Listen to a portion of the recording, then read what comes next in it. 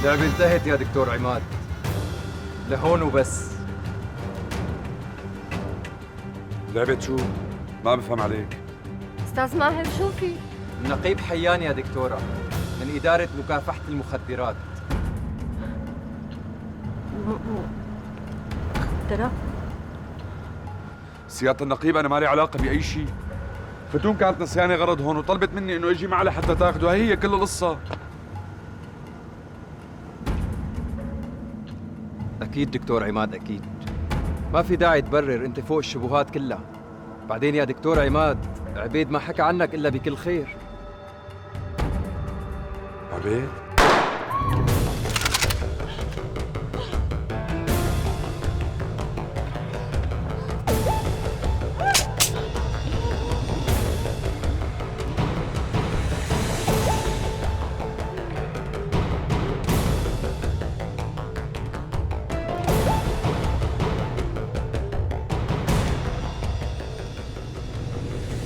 اطلبوا سيارة الإسعاف وفتشوا هاي البناية طابق طابق، بتكونوا تجيبوه من تحت الأرض.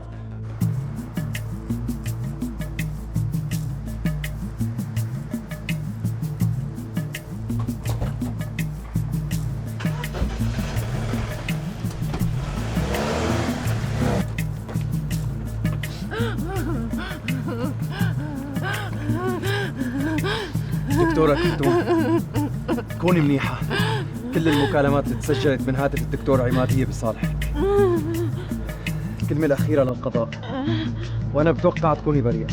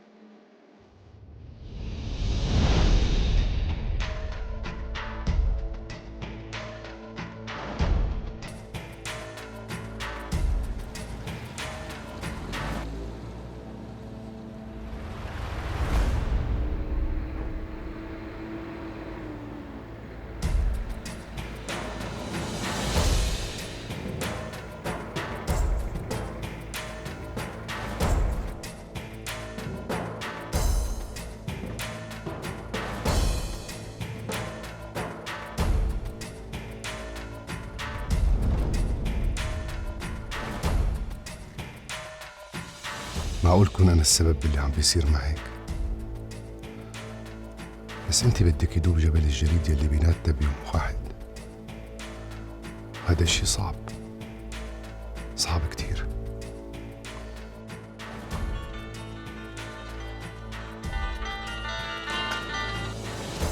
يا حيان، شو؟ يعني هرب؟ وفتون؟ طيب شو صار مشان يارا؟ لا، خذ فتون انت على الإدارة، أنا بجيبها ليارا.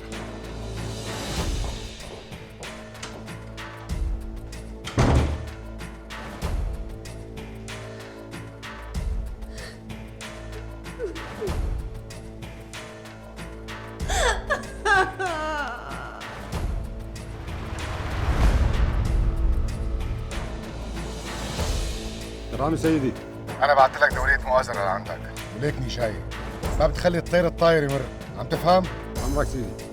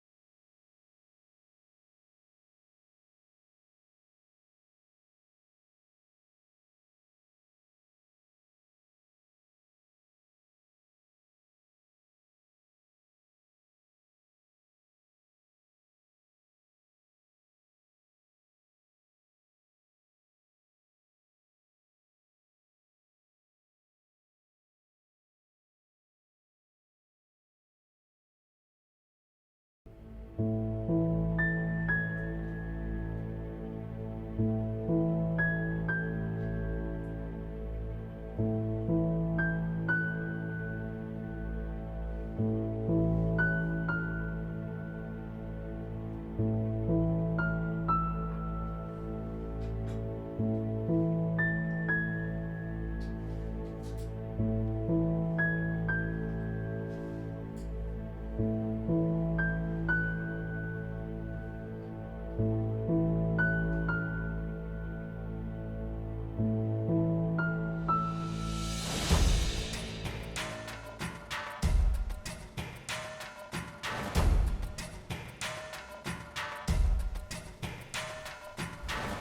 ما تحرم البيت.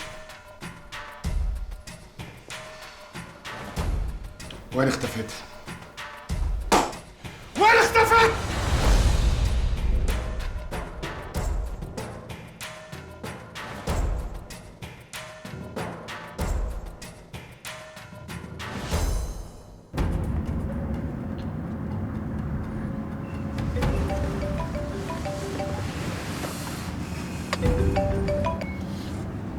الو،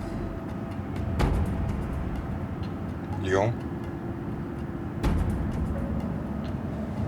ماشي، باي.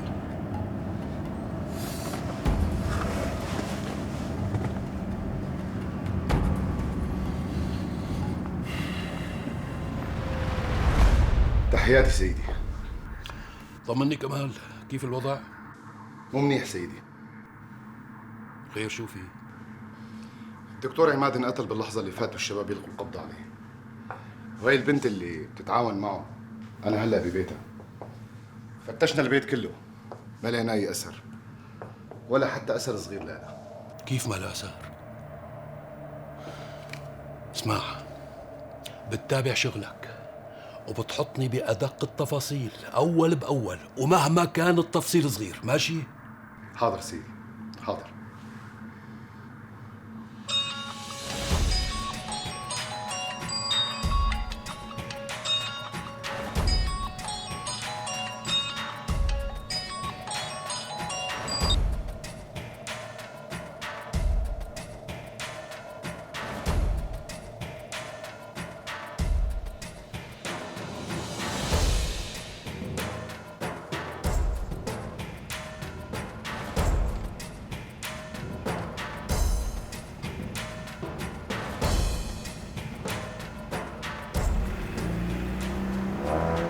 مين انتو؟ شو بدكن مني؟ عم حكيكن مين انتو؟ ليك إذا بدك مصاري أنا فيني أعطيك مصاري، فيني أعطيك اللي بدك إياه. يلا ردوا علي، ليه ما عم تردوا؟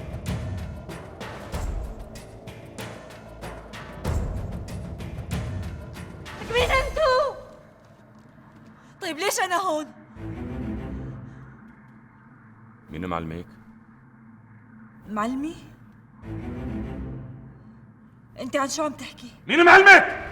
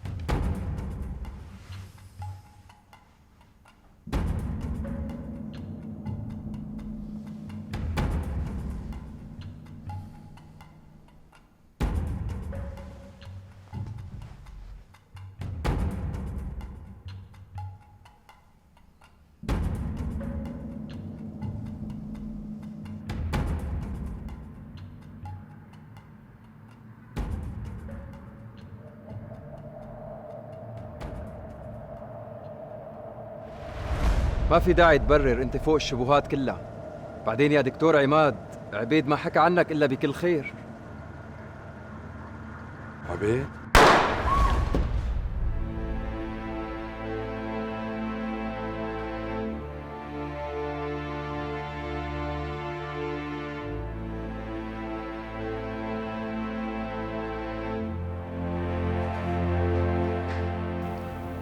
وإذا طلع كلامك مو مزبوط حكيت لك كل شي بعرفه.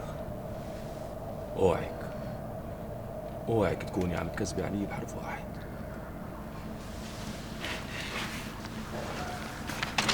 ريهامتي خليكي هون.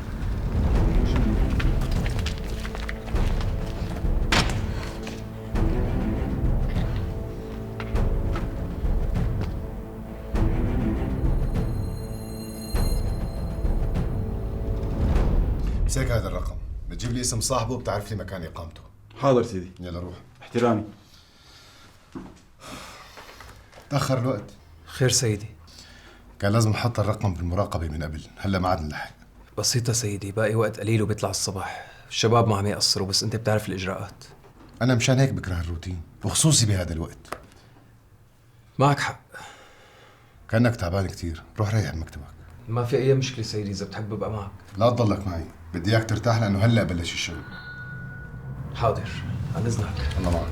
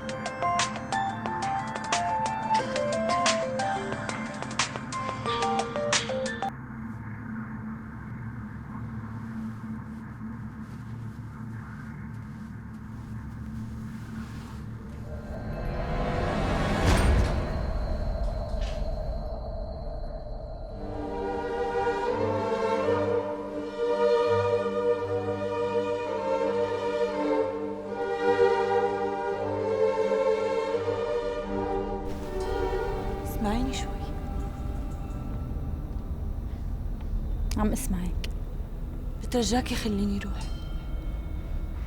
أنا لا بعرفك ولا بتعرفيني. شو رح تستفيدي مني؟ ما بعرفك لإلك، بس بعرف الأوباش اللي مثلك. حيوانة غبية.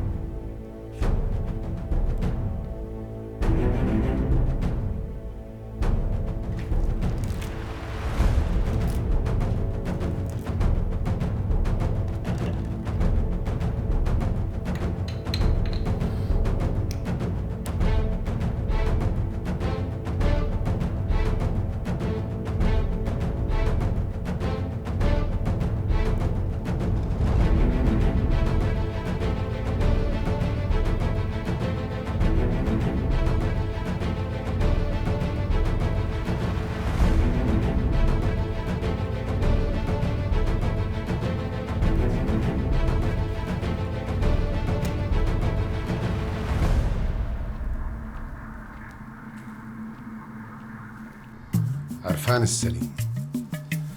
هذا هو المجرم اللي عم ندور عليه. خلي صورته معك.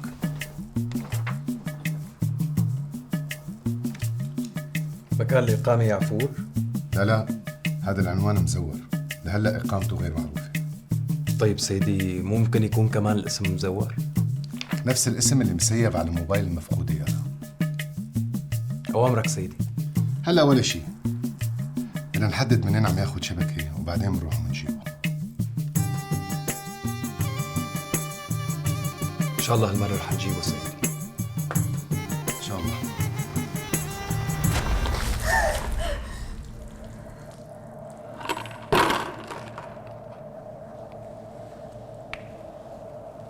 اسمعيني منيح يا حلوة، إذا ما بتحكي لي كل شي بتعرفيه عن هذا الواطي وين بلاقيه، رح خليكي تشتهي الموت وما تلاقيه.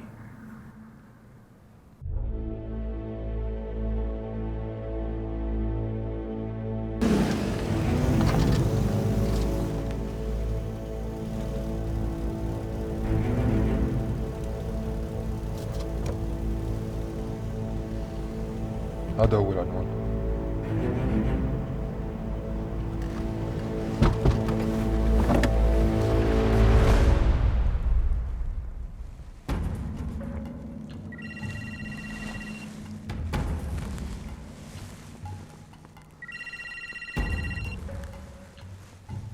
نعم معلم. شو بعمل؟ متأكد معلم؟ أمرك معلم. أمرك.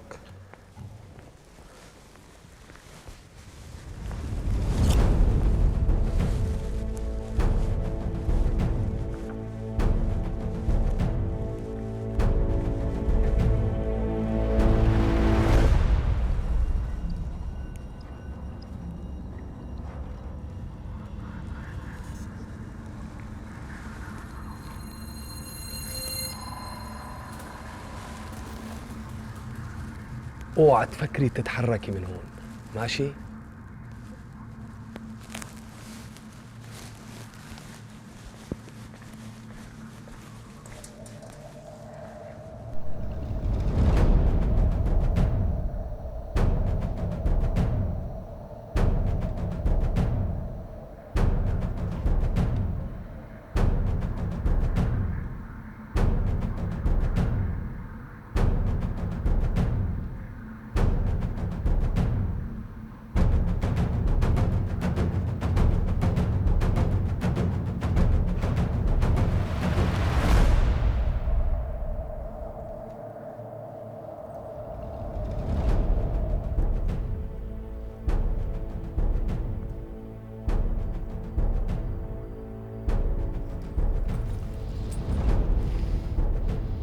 جبت لي غريمي معك ولا رجعت فاضي؟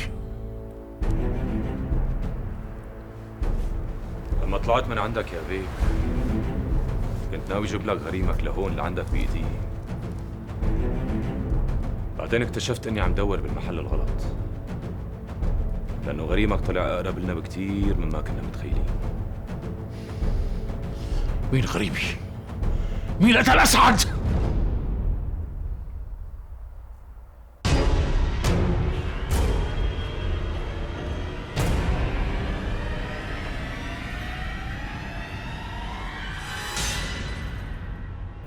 بدك تجيب لي اللي قتلوا اسعد.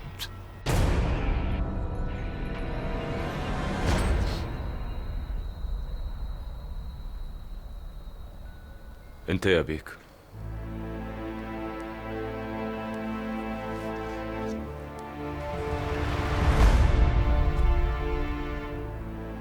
بالإذن.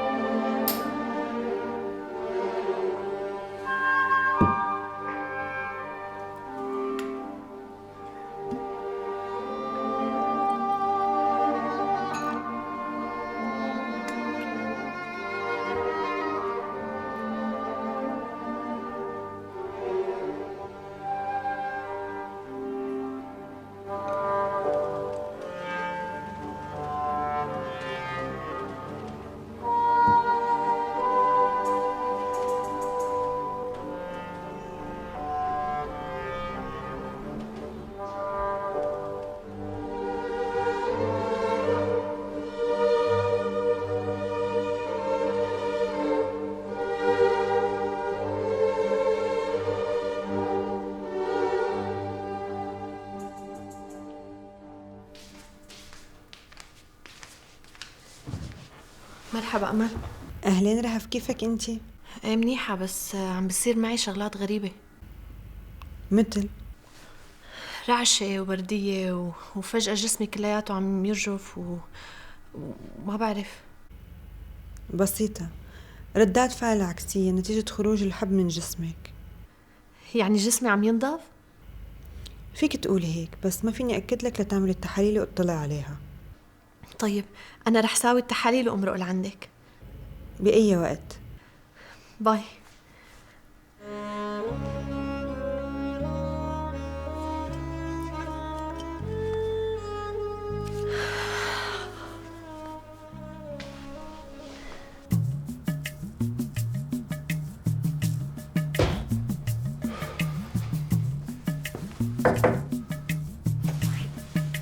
أهلين حيان، طمني شو الأخبار؟ تم تحديد مكان عرفان من خلال إشارة الهاتف تبعه ووجهت أقرب دورية للمكان. ممتاز، بتخبرني بكل المستجدات وبدي إياك تدير بالك منيح. تمام، عن إذنك. يعطيك العافية.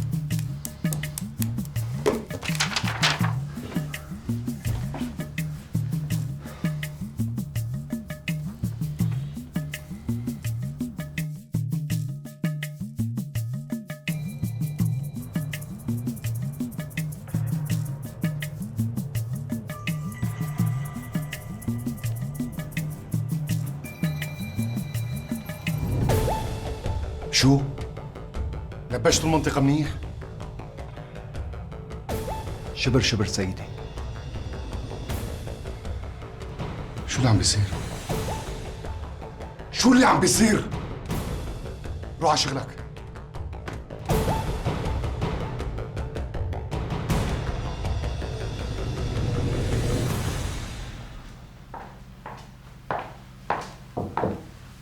مدام في ضيف ناطرك تحت. مين؟ ما خبرني شو اسمه، بس خبرني اني خبرك.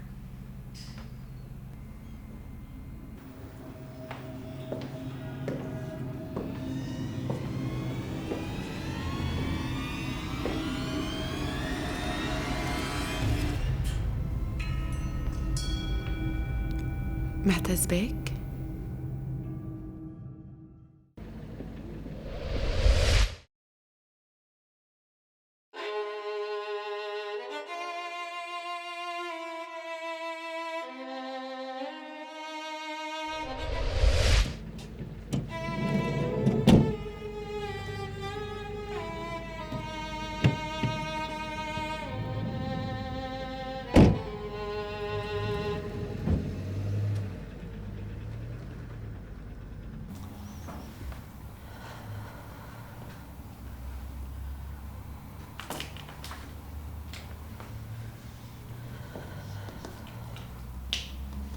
طمنيني. مبروك، المواد السامة طلعت من جسمك بنسبة 85%. يعني تحسنت؟ طبعا تحسنتي. لازم تستمري بالعلاج وما تخلي أي شيء يأثر على إرادتك. النكسة أصعب بكتير، وأهم شيء إنه تكون نفسيتك منيحة. عن جد ما عم صدق إني تحسنت. يعني هلأ أنا أكيد بضل على نفس العلاج. لا، حنغير العلاج هلأ. رح نلغي تماما هلأ ترامادول ولا جرعة حتى لو كانت صغيرة، وبنبقى على إبر نالوكسين.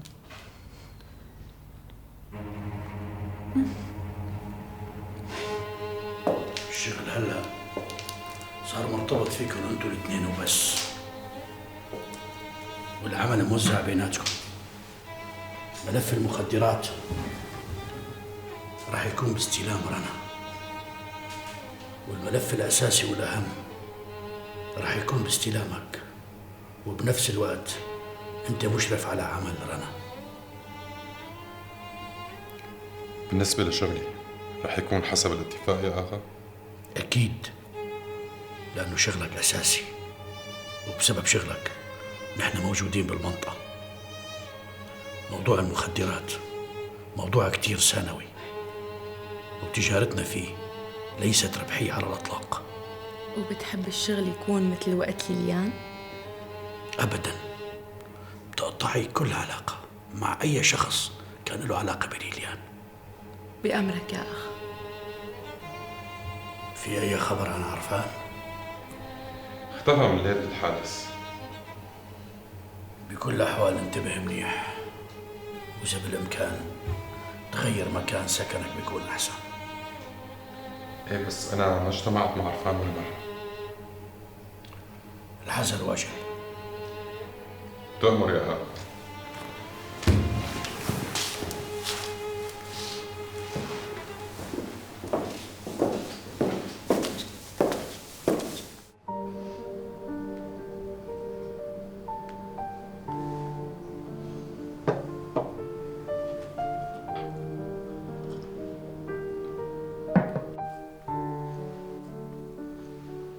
شو؟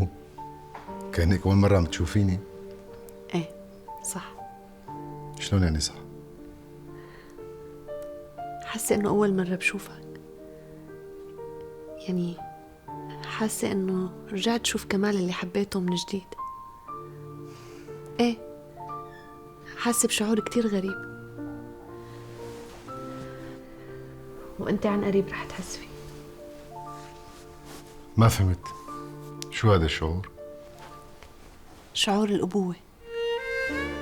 لحظة لحظة، أنت لسه، بس ما في شي بيمنع. ليش شو كان في قبل يمنع؟ ولا شي، بس حاسة انه عن قريب رح نحقق حلمنا. حلمنا؟ ايه حلمنا.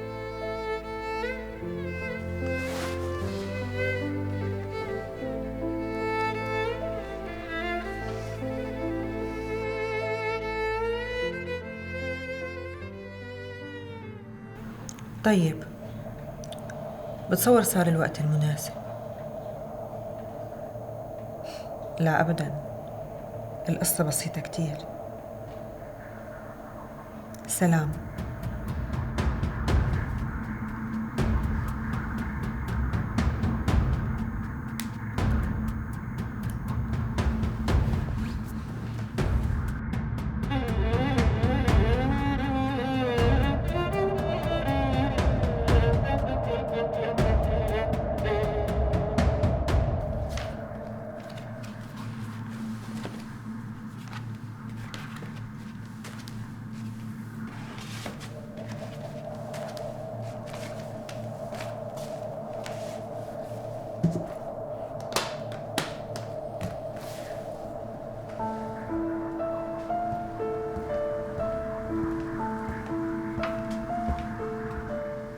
هاي المواجهة أصعب مما توقعت بكتير. واضح سيدي. حربنا يا حيان لا مع تجار المخدرات ولا مع المروجين. مع مين لكن سيدي؟ مع مافيا كبيرة عم تتحكم بكل شي بالبلد، وطلع عرفان صاحب معمل المخدرات اللي انحرق، وعلى الأغلب بيكونوا صفوه هلا. طيب من قبل مين وليش؟ من قبل مين؟ من اللي خبرنا عن الشحنة المهربة. وليش؟ لأنه صار كرت محروق، لازم يخلصوا منه بأسرع وقت. مفهوم؟ بدي منك شغلة يا حيان، أي معلومة بتجيك، أي ملف بيوقع تحت إيدك بيكون سري للغاية، ما حدا بيعرف فيه غير أنا. مفهوم؟ تمام. أنا لازم أروح، إذا بصير أي شيء خبرني فورا. وليش ما بيتم الموضوع عن طريق العقيد كمال؟ مفهوم. على كل أنا بانتظار الملفات. أكيد. سلام.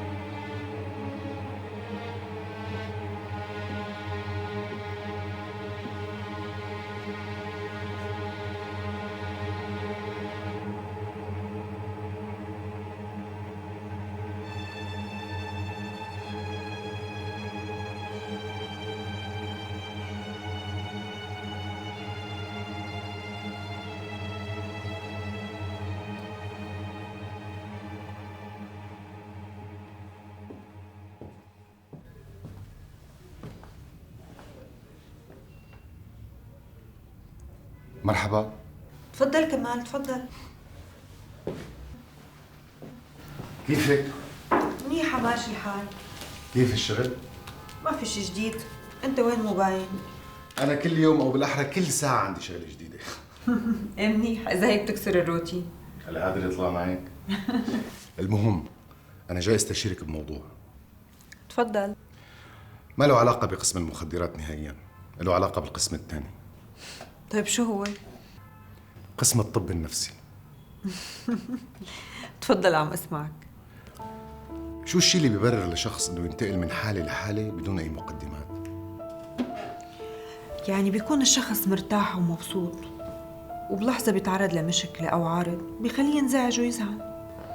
أنا قاصد العكس تماما. يعني شخص كان حزين متشائم ما له طاقة للحياة وفجأة صار سعيد ومتفائل، لا وفوق هيك بيحاول يسعد الآخرين اللي حواليه. شو السبب؟ بيكون له أسبابه اللي بتخليه هيك، أو بيكون عم يعاني من شيء أو خايف من شيء، وبس يزول هذا الخطر والخوف بيرجع لحالته. كمال، أنا ممكن أسألك عن هذا الشخص؟ أنا بعرفه شيء؟ يعني يمكن إذا عرفته ممكن ساعدك أكتر. طيب رح أعمل قهوة وبعدين بنحكي، شو رأيك؟ ماشي.